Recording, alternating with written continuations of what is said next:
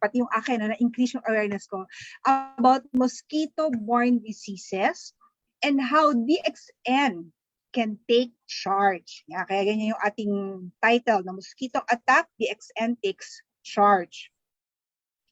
Right, so ang mosquito po, o ang lamok, ay isang insekto. It's an insect, but it is part of the animal kingdom. So ito ay isang napakatinding klase ng hayop. No?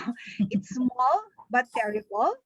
Sabi nga, okay, mosquitoes are considered one of the deadliest creatures in the world. No? They are considered dangerous in the world due to the disease and the infection they transmit to people and to wildlife. So ang nagiging epekto ng lamok, kagat ng lamok, hindi lamang sa tao, kung hindi pati sa kapwa nila na hayop or kapwa nila animals. Mosquitoes are members of a group of almost 3,600 species of small flies within the family of Pulcidae. The word mosquito is Spanish and Portuguese for little fly. Mosquitoes have slender segmented body, 1 pair of wings, 1 pair of halteres, 3 pairs of long hair-like legs, and elongated mouth parts. So ako naman ay confident na lahat naman siguro kayo nakakita na ng lamok at probably nakagat na rin ng lamok. So what are the common mosquito-borne diseases here in the Philippines na kinatatakutan? We have dengue and chikungunya, Japanese encephalitis, malaria, and filariasis. Okay, so let's look at each one of them para may idea tayo kung ano yung mga dapat nating abangan o i-look out or for us to be able to know which kind of disease ang nakuha kung meron man. Okay. So dengue is the most common vector-borne viral disease in the world, causing an estimated of 50 to 100 million infections globally. So you can see how gaano kalaki yung nagiging damage ng dengue sa mga tao, no? And results to about 25,000 deaths. Dengue, transmitted predominantly by Aedes aegypti mosquitoes, is found in more than 100 countries. So hindi lang dito sa Pilipinas, kundi hindi worldwide or globally. Now, dengue and chikungunya is said to be similar. Okay? Kasi pareho silang merong RNA virus or yung ribonucleic acid as its genetic material na nakuha doon sa dalawang klase ng lamok, which is the Aedes aegypti at yung Aedes albopictus. Now, okay, tignan natin. I want us to look at each one of these diseases to know the characteristics and differences and be able to determine which is which. So let's start with dengue. Ang dengue is ang primary na lamok na i-infect niyan is yung Aedes aegypti. It's a daytime feeder, ibig sabihin umaga ito nangangagat. Ang peak biting periods is early in the morning or yung bago magtakip silim, before dusk. They usually bite in the ankles and in the elbow. At saka yung kagat ng dengue mosquito usually is mas mapula or mas makate compared sa regular na lamok. Okay? From January 1 to December 31 of 2021, last year, no? There was a total of 79,872 dengue cases, which resulted to 285 deaths. So kung tutuusin, malaki na rin po yung dinecrease compare nung panahon na lagi na lang dengue yung naririnig natin problema ng mga tao, yung sakit ng mga tao. No? So paano ba ito natatransmit o paano nakukuha ng tao yung dengue? Actually, based sa explanation, yung dengue nagsimula sa tao. So yung lamok, kinagat niya yung may dengue.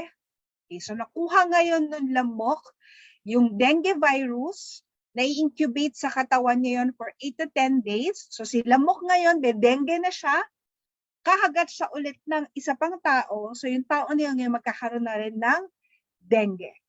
So it's a cycle. It's like yung anong nauna, itlog o manok, no? Pero ipag tin-race back ninyo, sabi sa research, actually dengue seems like started sa mga unggoy. So from the unggoy, nakuha ng lamok hanggang sa yun. Naging cycle na ngayon siya. Now, so what are the symptoms na kailangan nating abangan or ito yung makikita natin kapag nagkakaroon ng dengue fever. Okay, kaya nga sinabing dengue fever, number 1 symptom is high fever. Kaya if you would remember, no, nung time na talagang kinatatakutan ng dengue, pag nilagnat, ang isip agad ng mga tao, naku, dengue. Okay? So high fever dapat. So mataas, 39, 40, 41, ganyan dapat ang temperature to be considered as dengue. To be considered, hindi ibig sabihin dengue na agad yon. Aside from high fever, may headache, pain in the eye, joint pains, may vomiting na kasama, bone pains, and even rashes and muscle pain.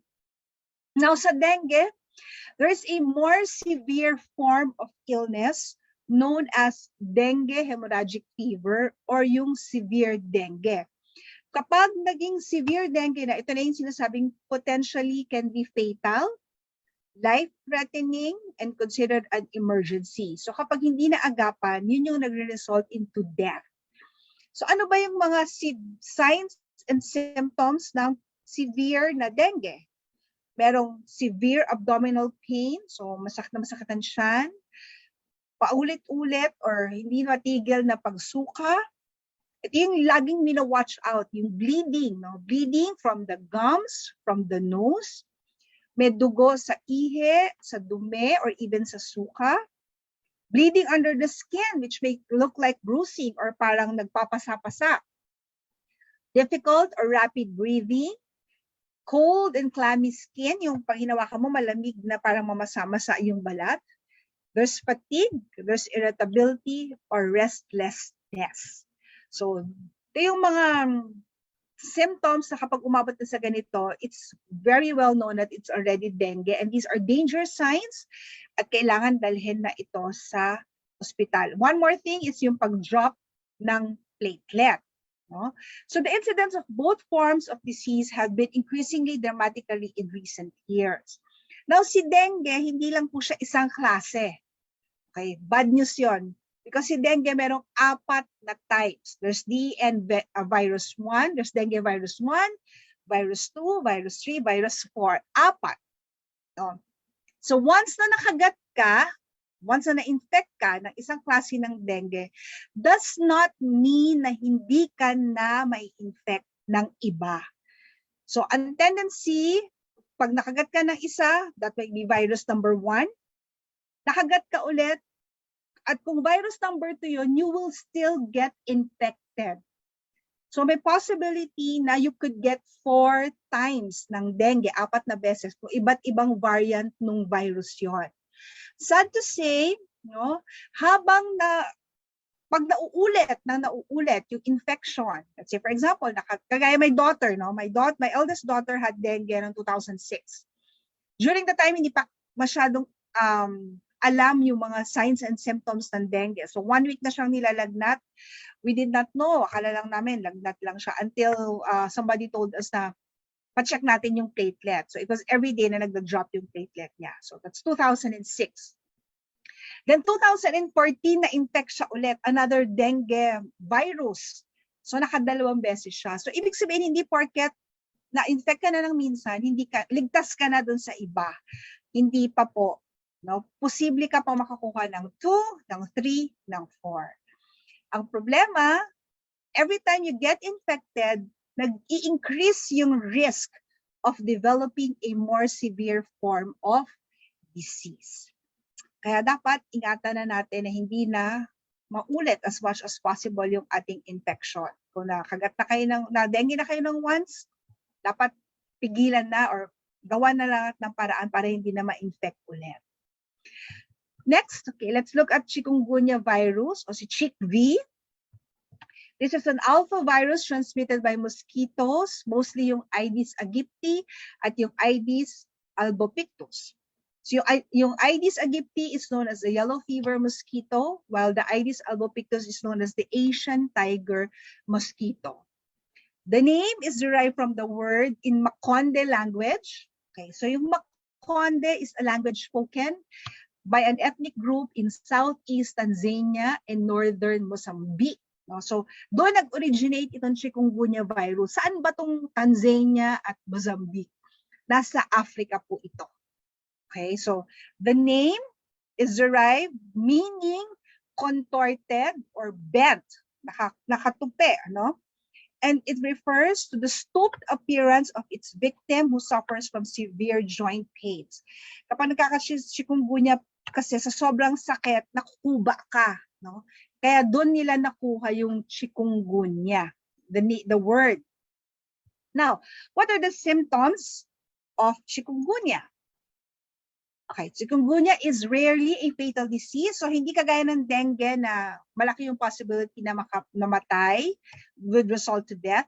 Ang chikungunya po hindi. But the joint pain can be very severe and debilitating.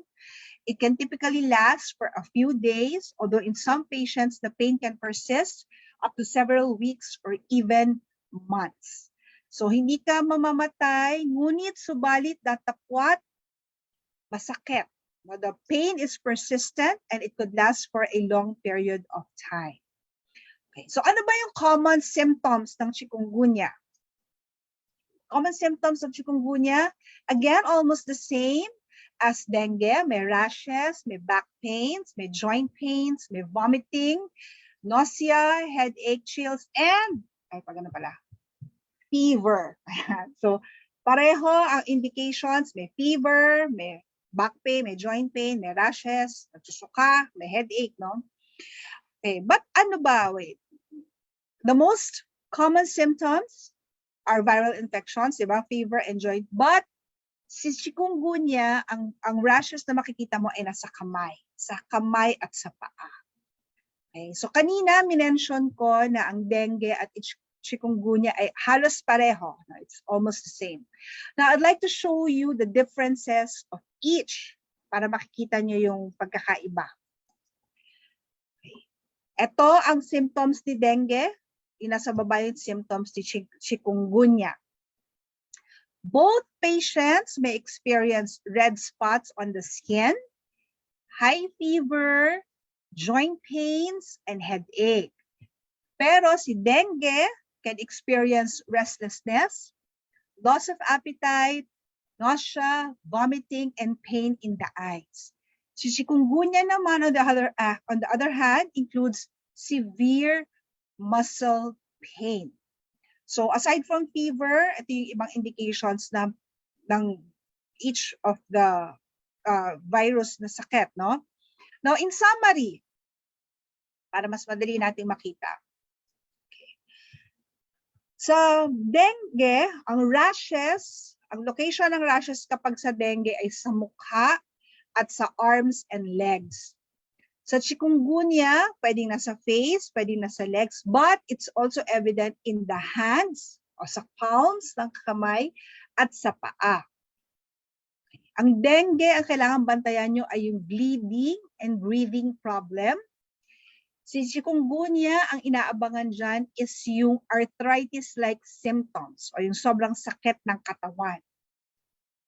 Sa dengue can lead to death, worst case scenario, wherein si chikungunya naman, debilitating pain or yung sobrang nakakapanghinang sakit.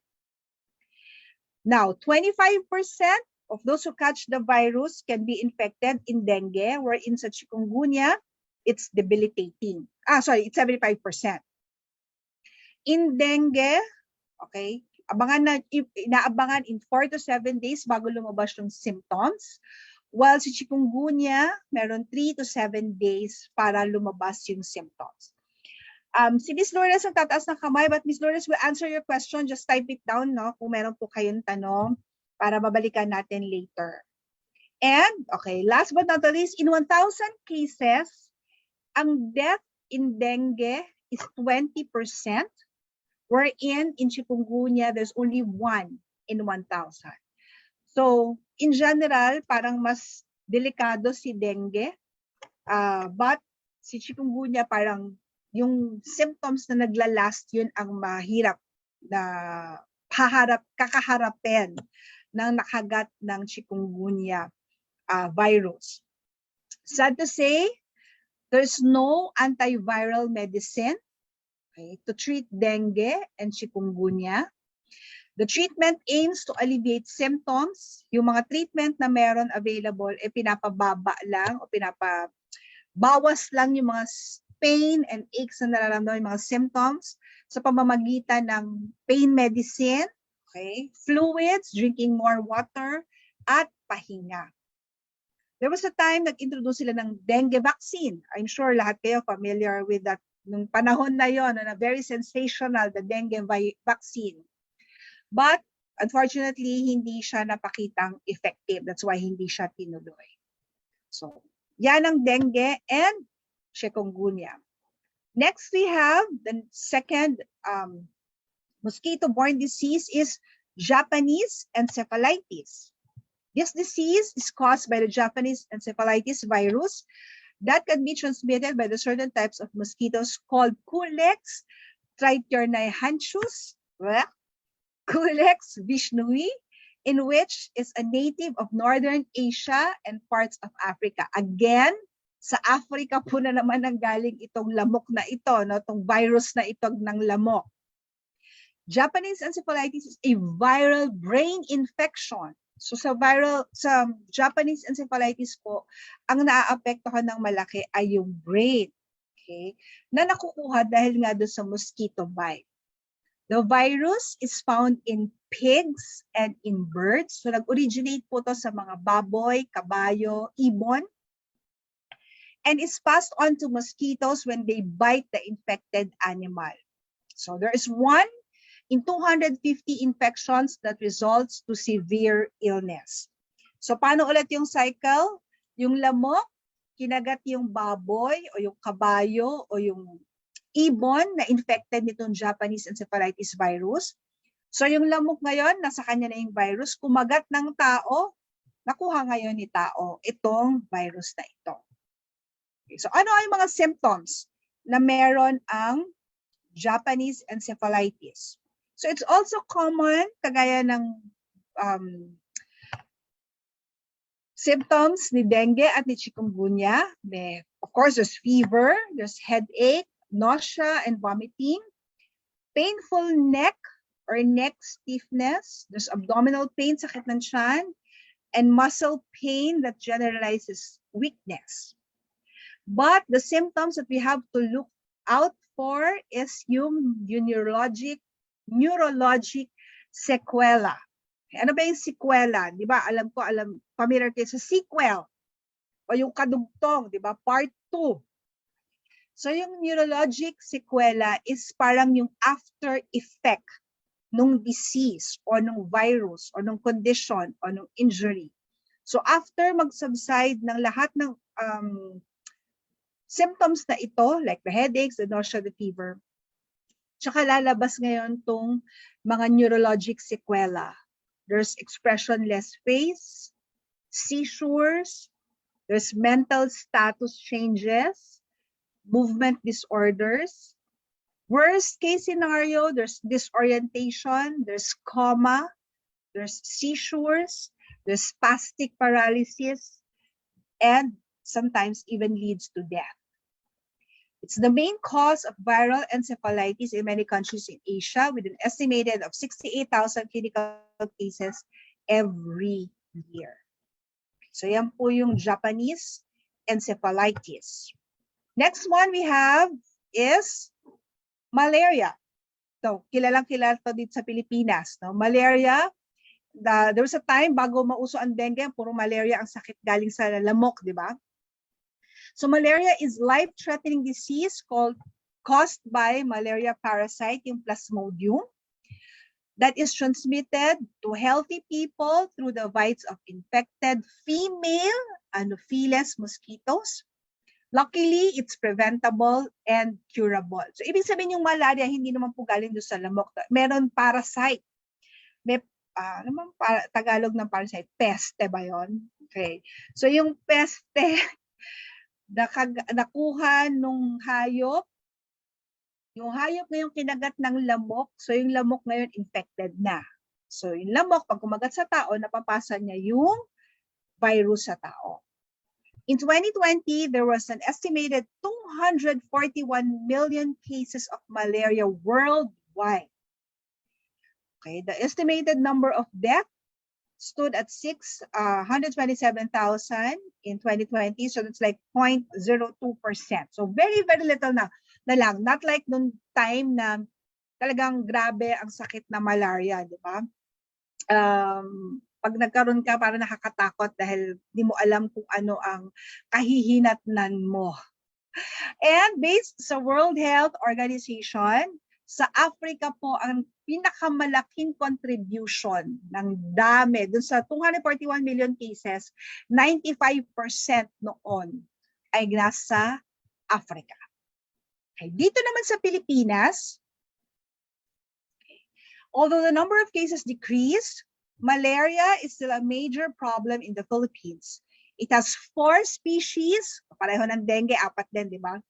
That can cause disease to human. Unfortunately, all the 4 species of genus Plasmodium are present in the Philippines.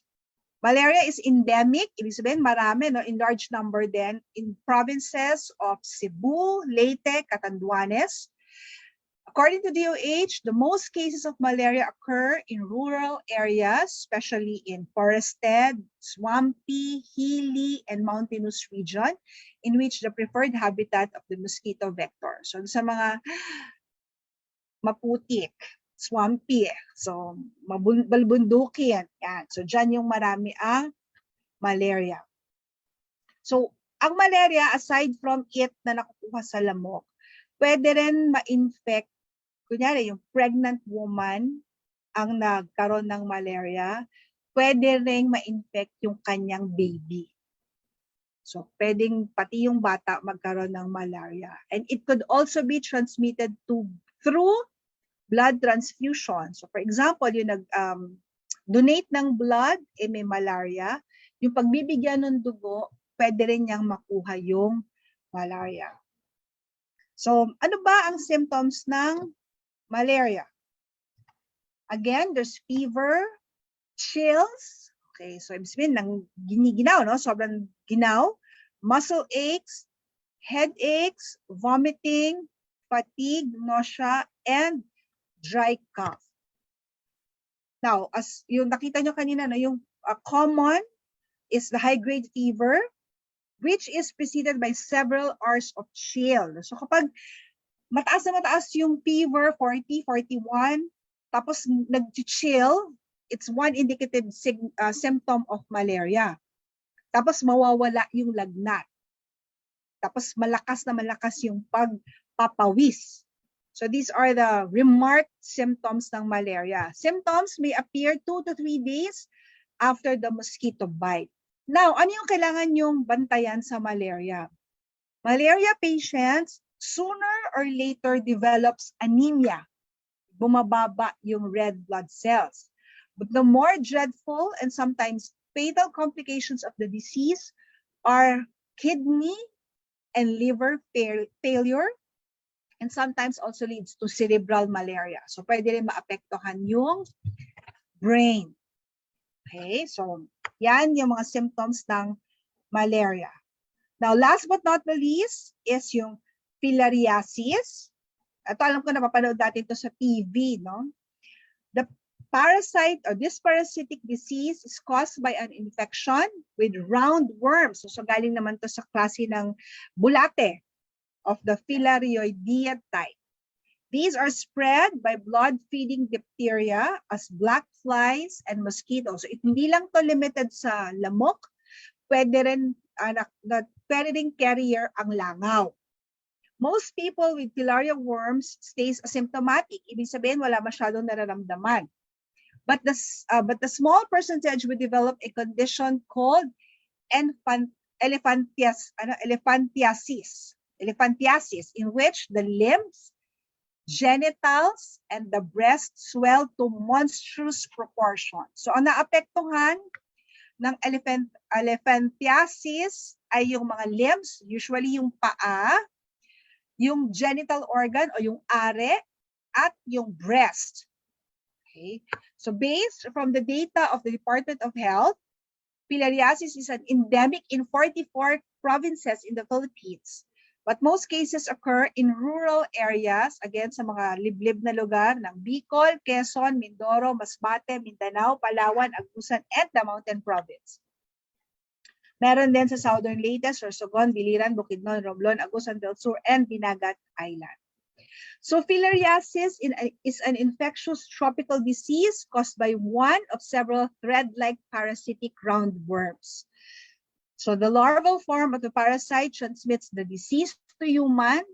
Okay, so yung itlog nung parasite, nung bulate, yun yung nakukuha yun yung inaipapasa nung lamok sa tao pag kinagat niya tayo, pag nakakagat siya ng tao. So paano ba nakakaapekto ang filariasis? Okay, these are the symptoms. Again, there's fever, there's chills, muscle and body aches, malay or weakness. In other words, parang yung mahihimatay ang pakiramdam. Swollen lymph nodes. So yung mga lymph nodes na mamaga. Lymphedema or tissue swelling. Elephantitis or skin thickening of limbs and other affected parts of the body. So the swelling and the decreased function of the lymphatic system makes it difficult for the body to fight the germs and infection. So kapag mahina yung immune system, yung lymphatic system ng katawan natin, nahihirapan yung katawan labanan yung germs at yung infection. So the affected person will have more bacterial infection in the skin and in the lymphatic system. This causes hardening and thickening of the skin, which is called elephantiasis. Lymphatic filariasis can be eliminated. Okay, paano tinitreat itong filariasis, or how do you stop the spread of infection? It is through chemotherapy. So ganun katindi yung sakit na filariasis. Kailangan mag-chemotherapy para ma-stop or mapatay yung infection. So, nakita nyo ngayon kung ano yung nagagawa nitong pinakamaliit na hayop sa buong mundo, pero pinaka-deadly, no? The kinds of diseases na pwedeng ibigay sa ating katawan, sa taon, nitong lamok. No, I would like to let you watch this video if the technical group is ready.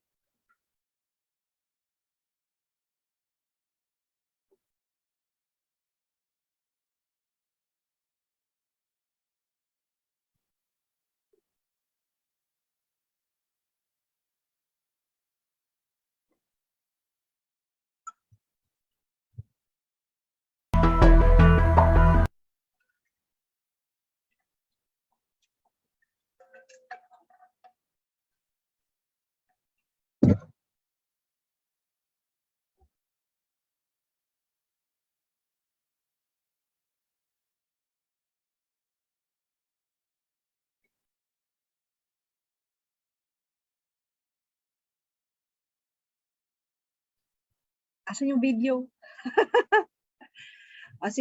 Sinishare ni Miss Gemma na siya daw nagka-malaria na. Good, nagumaling ka po.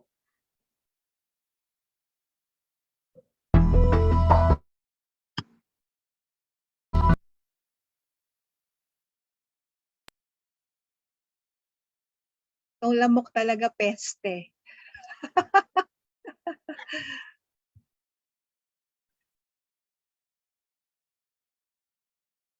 Maybe we could show it later, Miss Ivy. Unless, ready na ba?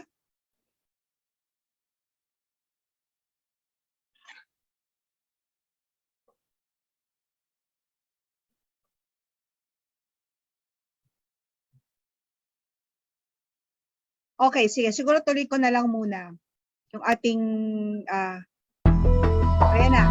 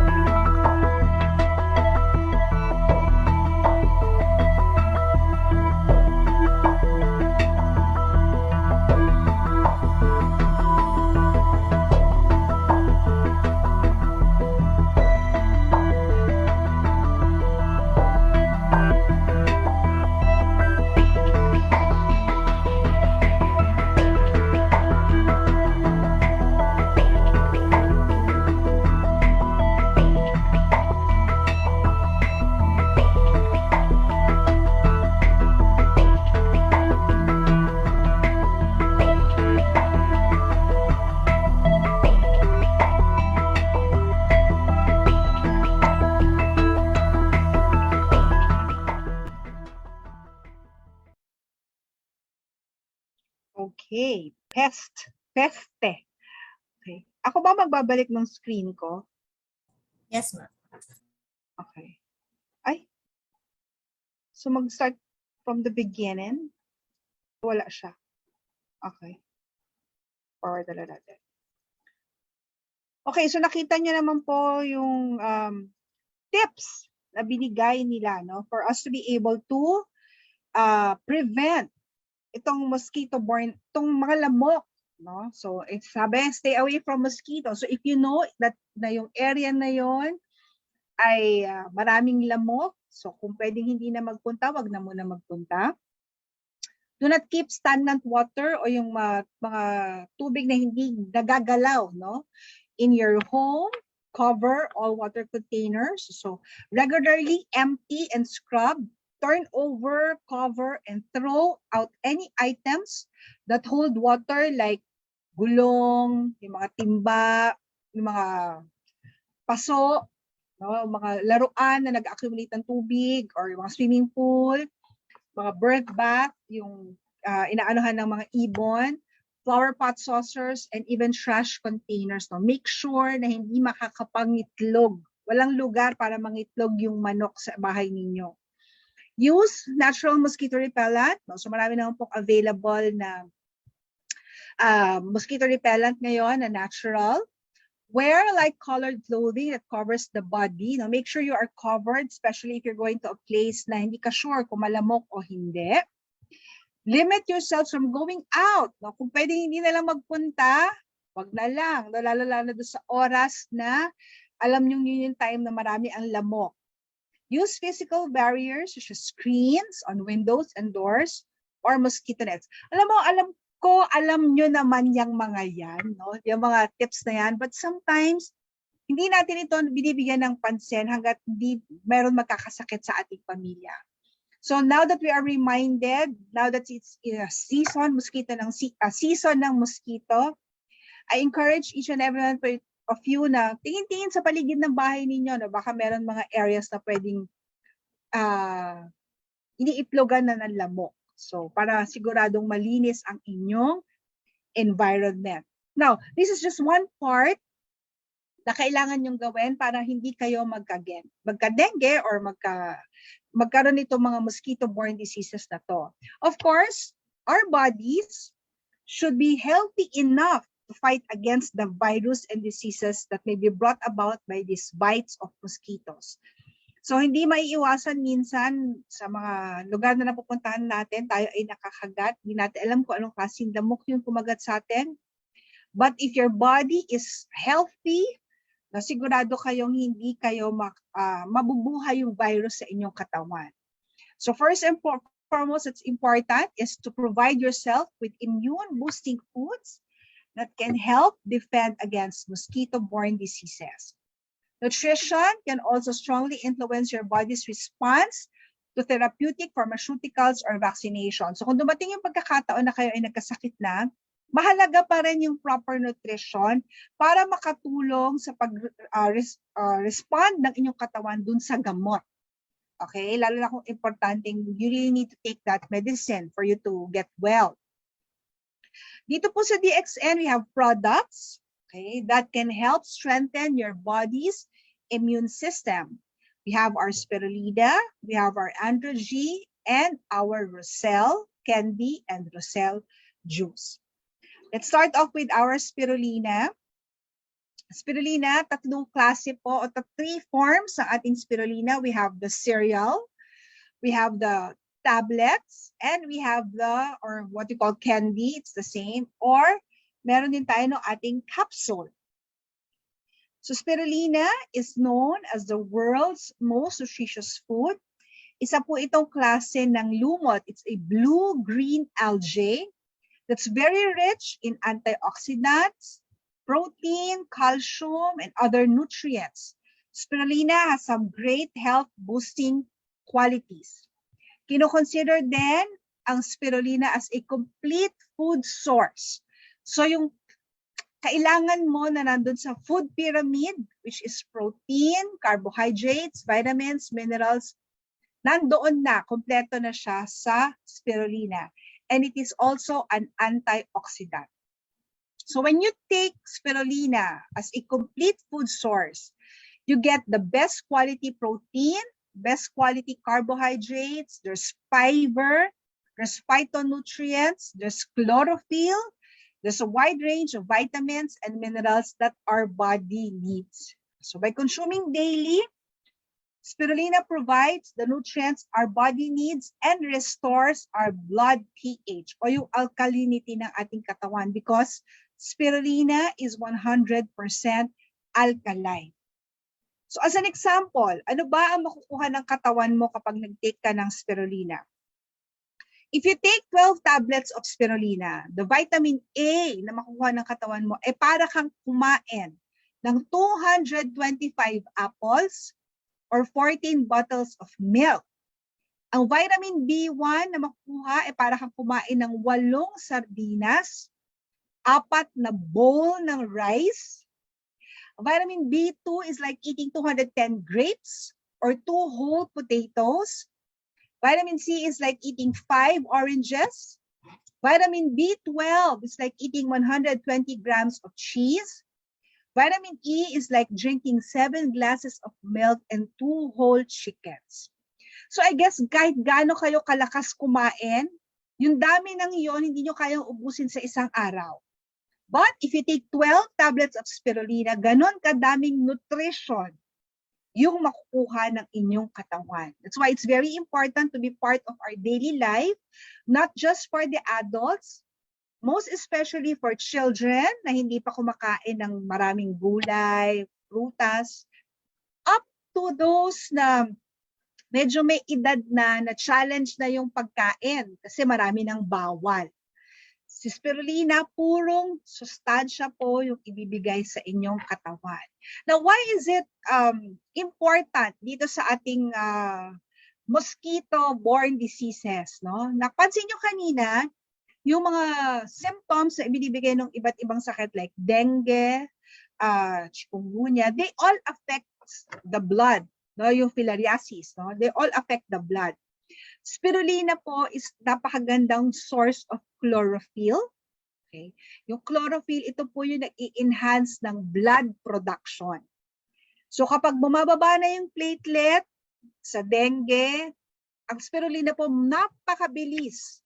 Papataasin niya na ulit yung dengue mo. My daughter, when she had her dengue noong 2006, nag-78 yung platelet niya.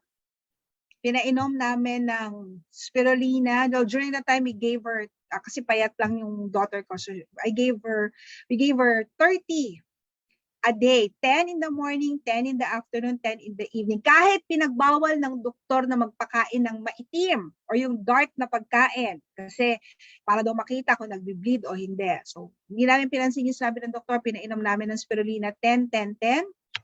Kinabukasan, nag-101 na agad yung kanyang platelet hanggang sa unti-unti na itong tumaas. So that's how fast naka-recover yung kanyang body. Ganun po kaganda si spirulina when it comes to blood.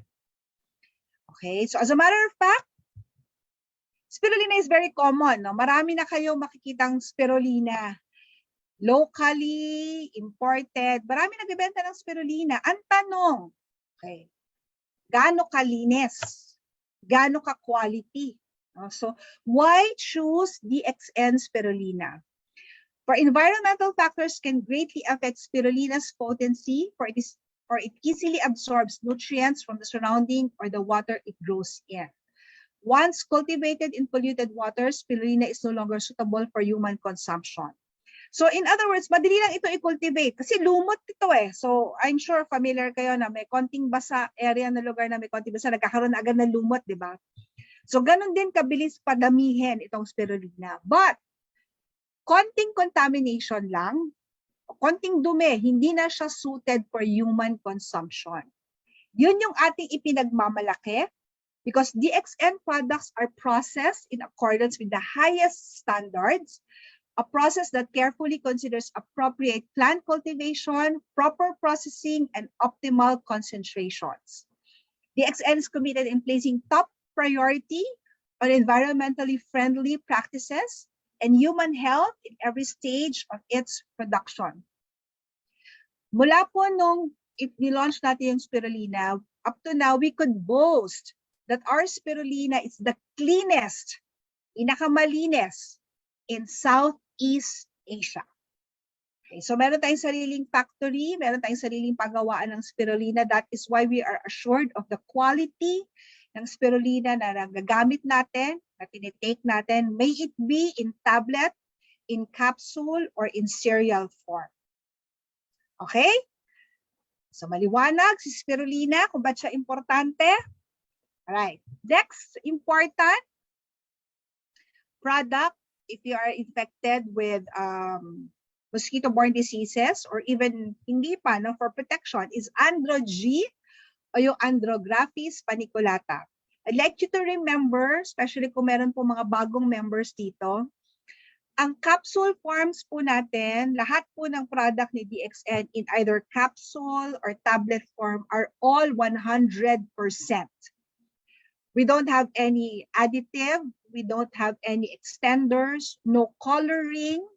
No, so lahat po, puro yung nasa loob ng tableta is 100% pure. Kung ano yung laman, no? Like for example, si Andro-G, yung isang tableta is 100% pure Andro-G ang bawat isang capsule na laman. So ano ba si Andro-G? Okay, sinasabi natin it's a natural antibiotic. According to research, it's an anti-dengue efficacy of bioactive andrographolide from the Andrographis paniculata. It's rich in andrographolide, which is an anti-inflammatory, anti-platelet aggregation, and anti-cancer. So, in essence, si Andrographis paniculata has been proven to kill the dengue virus in the blood and is also able to eliminate the Aedes aegypti, yung virus nung lamok na Aedes aegypti. So, si Andro-G, ganyan po ang itsura niya.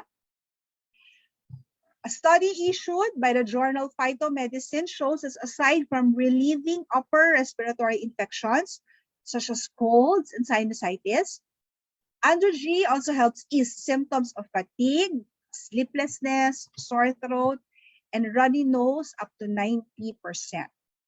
So it provides effective relief, it reduces body heat, and it enhances your immune system. And one more magandang aspect or magandang characteristic ng ating Andro-G, it is a liver protectant. No? So kung matatandaan nyo yung Japanese encephalitis na virus kanina, ang naapektuhan nila is the kidney, and no, I think it's malaria. No? The malaria affects the kidney and the liver. So si Andro-G would protect your liver. Kung familiar kayo sa narinig nyo sa mga commercial na yung silimarin, diba? Liver or lover? Boy. Yung liver, kapag liver lover ka daw, minom ka ng silimarin. Where actually, in fact, Andro-G is better than silimarin. So kung gusto niyo pong protektahan ang liver ninyo, mas maganda po ang Andrographis paniculata. Okay? Next. Next product that we have, apat lang naman yung ating produkto, is Roselle Candy, which comes in two forms. We have the Roselle Candy and the Roselle Juice. Okay, so it boosts your immunity or yung immune system. Roselle is a natural source of vitamin C. So alam ninyong lahat gaano ka-importante ang vitamin C. Ngayon, ang pinag-uusapan natin kung anong klaseng vitamin C yung iniinom nyo. Natural ba yan o yan ba yung nabibili over the counter? Now, itong vitamin C natin, yung ating Roselle Candy and Roselle Juice is made from the extracts of yung Roselle calicis. Nakikita niyo yung halaman na nasa likod. This is an herb that contains abundant amount of natural antioxidants. Ang vitamin C po should be a whole food, meaning hindi lang siya isang aspeto kagaya nung nabibili sa grocery or sa drugstore na ascorbic acid. Hindi po ganun dapat ang vitamin C. Ang natural na vitamin C should have a multiple aspect. So aside from the vitamin C dapat meron ka pang ibang makukuha doon sa vitamin na iniinom mo. Our roselle is considered a whole food vitamin C no? Because it is food-based ingredient, galing siya sa halaman. It does not only give us ascorbic acid, it also gives us malic acid, tartaric acid, citric acid, hydroxycitric. So 5 klase ng vitamin C ang meron.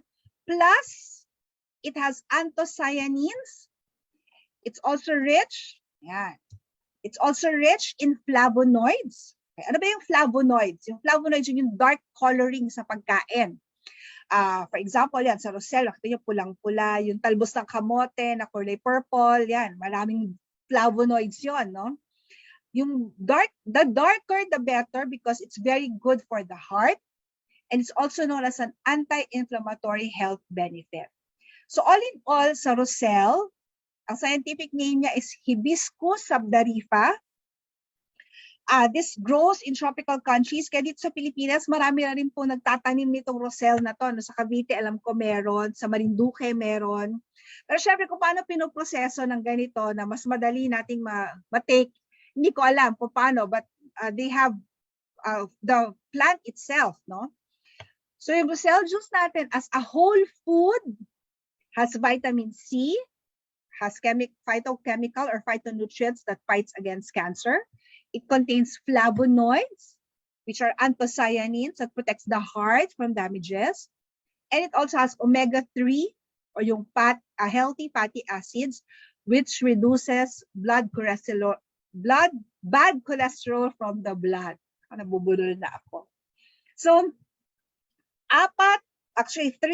three products that are very, very important. There's spirulina, there's androgy, and there's roselle, na kailangan part po ng everyday life natin aside from the RG and the GL that could help protect our body from diseases. Lalo-lalo na tong mga kagat ng lamok na to, no? Mosquito bites are just tiny stings, di ba? Maliliit lang, di mo napansin. Nakagat ka na pala. But they might, sa kagat hindi mo siguro masakit, no? But they can be deadly and they can easily spread in and out of your home. So all these pose serious and costly risk to public health. Syempre, pag nagkasakit ka, lalo na kapag dengue, malaria, yung mga yan, hindi ka dadalhin sa doktor. So, may gastos na kasama agad, no? Kaya everyone should be responsible in keeping our place free of mosquito. At the same time, kailangan alagaan nyo yung inyong mga katawan. Di namimili ang lamok, no, lahat pwede niyang kagatin. Taking steps to eat healthy food is important in fighting back mosquito-borne diseases. The XN helps to provide products that can effectively strengthen your body's immune system so you could stay healthy and safe with spirulina, androgy, and roselle. With that, maraming salamat po. Ngayon, we are open for kung may tanong po kayo, meron kayong gustong i-share or for us or for the others. Ayan. Miss Ivy. Ayan. Yun. So, yeah, thank you so much, Ma'am Len.